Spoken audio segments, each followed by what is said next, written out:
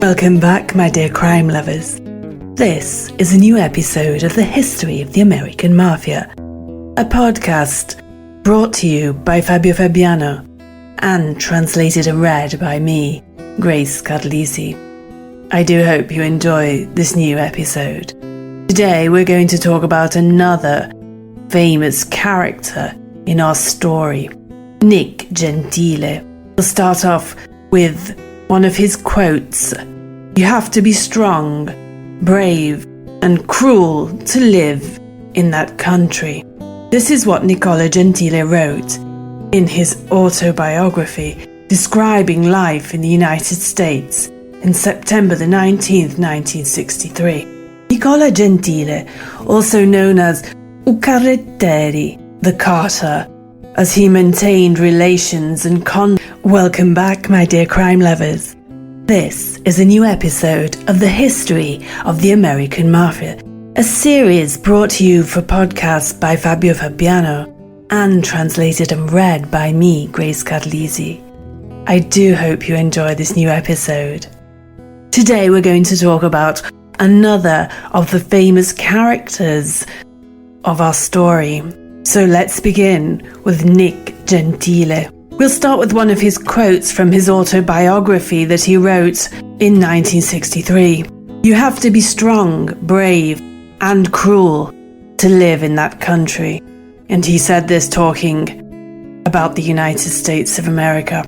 Nicola Gentile, also known as U Carrettieri in Sicilian, which means the Carter, as he maintained relations and contacts between the various American mafia families traveling all over the nation, from one end of America to the other. He was known in the USA as Tacca and in Sicily as Zucola, which means Uncle Cola. He built himself a prominent reputation as mediator in disagreements between rival mafia families, regularly traveling interstate as a peacemaker. Due to his actions, he earned great respect and credibility and contributed to the creation of strategic alliances. He was born on June 6, 1885, in Siculiana, a small town in the province of Agrigento, in Sicily, to Antonio and Maria Zarbo. He emigrated clandestinely to the USA in 1903 at the age of 18. Like so many immigrants, he landed in New York. There, he had contacts with a group of mobsters from Siculiana, operating between New York City, Philadelphia, and Kansas. Here, they had started a fake fabric marketing business. After a few weeks, the young Gentile joined his brother in Philadelphia, who was already part of a local mafia clan. He too, in 1905, after just 2 years, was affiliated with the Philadelphia family. Gentile made several trips between the two sides of the ocean, aimed at taking care of his commercial affairs and strengthening his contacts with the mafia of the two continents. In 1909, he returned to Sicily, to his native Siculiana, where he remained for 2 years, after which he returned to America. In 1913, he made a brief return to Sicily for a few weeks. In 1915, he was appointed head of the Decina by Pittsburgh boss Gregorio Conti. Conti led a mafia organization of Sicilians and Calabrians, and with his nephew Peppino Cusumano, they ran a wholesale store of wines and spirits. Gentile therefore decided to move there. The mafia family to which Gentile belonged defended powerful Sicilian businessmen from Pittsburgh, linked to the trade of typical products, in which Gentile himself had strong interests. A series of criminal events took place in Pittsburgh that increased Gentile's power, respect, and consideration, so much so that he was promoted to advisor to the Pittsburgh family. He assassinated, together with another affiliate, a criminal rival who had stabbed an important entrepreneur under their protection. A certain Salvatore Catanzaro, nicknamed the Banana King of Pittsburgh. a native from Termini Imerese in the province of Palermo. In the following days of that murder, the gang eliminated Catanzaro's accomplices and the rest of the rival gang with a series of murders. The rival gang was a group of the Neapolitan Camorra, led by Ferdinand Mauro. His first arrest in America was recorded in 1915 for assault, murder and extortion. In 1919, during a short stay in Siciliana, Gentile had a meeting with Joseph Leonardo, Cleveland Mafia boss who happened to be staying in his native Licata at the time. Leonardo offered him a position in the bootlegging racket throughout the state of Ohio and Cleveland. In the 1920s, Gentile became involved in the nascent smuggling activities as head of the crime commission of the Mafia families in Kansas City, Cleveland and Pittsburgh. In 1920, Mafia boss Joseph Joe Grande Leonardo gave orders to kill Gentile. In fact, the two had become competitors in the alcohol smuggling business. Gentile, however, managed to escape the deadly ambush. Leonardo allied himself with Salvatore d'Aquila's family, while Gentile allied himself with Umberto Valenti and Salvatore Mauro, the leading members of the Morello family of New York. In that period, Mauro and Valenti sided against Masseria for control of the family.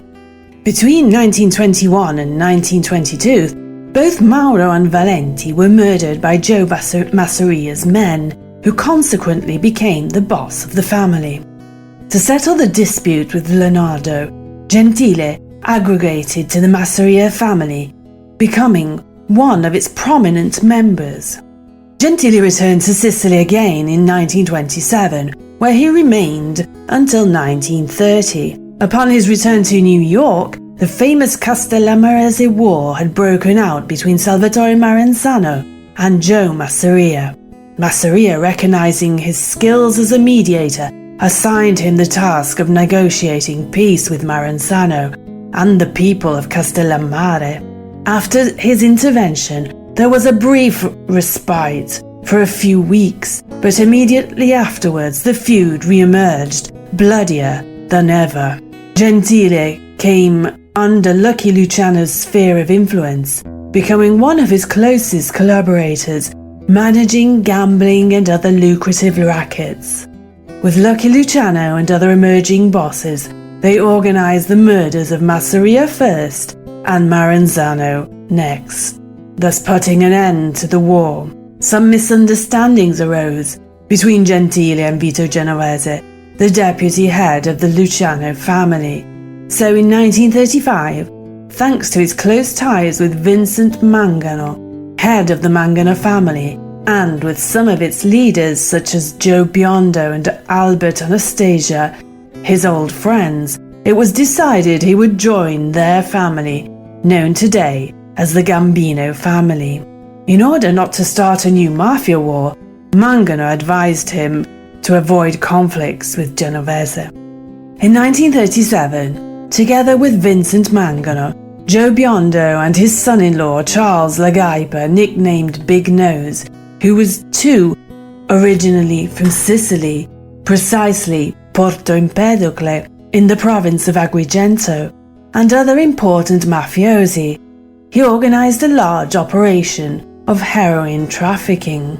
Gentile then went first to Texas and then to New Orleans, the city where a few months later he was arrested by agents of the Federal Bureau of Narcotics with important documents and a list of accomplices in his pocket. After paying a $15,000 bail instead of waiting for trial, he decided to leave America and take refuge in Sicily.